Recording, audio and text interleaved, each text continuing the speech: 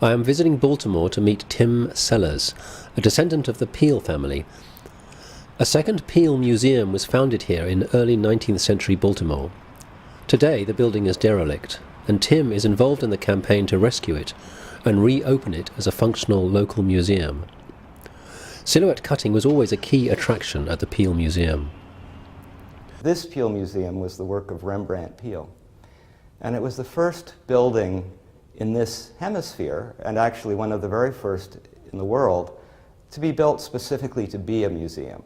His father, who had founded the Philadelphia Museum, was not really in favor of the idea. But Baltimore was a big and important city. The Peels had a long-standing connection with Maryland, and Rembrandt Peale wanted to strike out on his own. It's a very significant building in Baltimore because much of Baltimore was burned in a great fire about this time. So for Baltimore, this is an oldish building. It was built in 1814. It's a very important part of the history of the city of Baltimore. When the Peels stopped using this as a museum, it became the City Hall. After it stopped being the City Hall, it was a school for many years, and it was a school for African American children. So that also is interesting historically for our city, which is now one of the great African American majority cities on the East Coast of the United States. So we're hoping not only to save the building, which is an interesting building, but to supply perhaps to Baltimore some of the same inspiration with the events that happen here that Peale did when he founded it in 1814.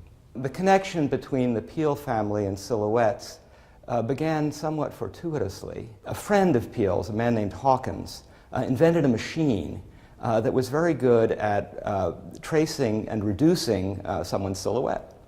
And he brought it to the museum and told the Peels they could use it. Everyone loved it. And they loved it, I think, because these were sort of like snapshots.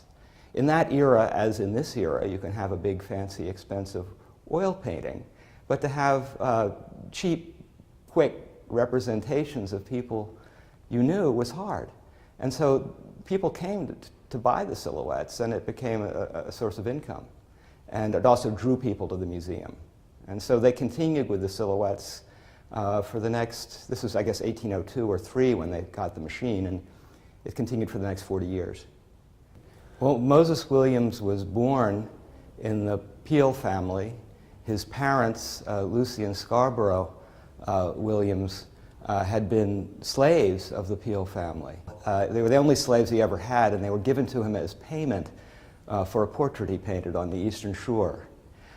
Peale came to be opposed to slavery and was in the Pennsylvania legislature that abolished it. Moses Williams, who did thousands of silhouettes. I think the first year of the machine he did more than 8,000 silhouettes, just to give you an idea of how many were done.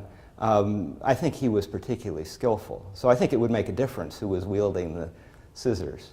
They speak of the old machines as if they were very, very accurate and worked very, very well. I have done silhouettes and taken silhouettes with modern physiognotrace replicas of these old machines, and they are not accurate at all, and you end up doing the silhouette essentially freehand anyway. At anyone's house in Philadelphia or Baltimore who comes from a family that's been here for a while, you will see these silhouettes all over the wall. It was like family snaps today that say, there's Coleman, there's Sophonusba, and it connected you with the people. So you can see why they were popular.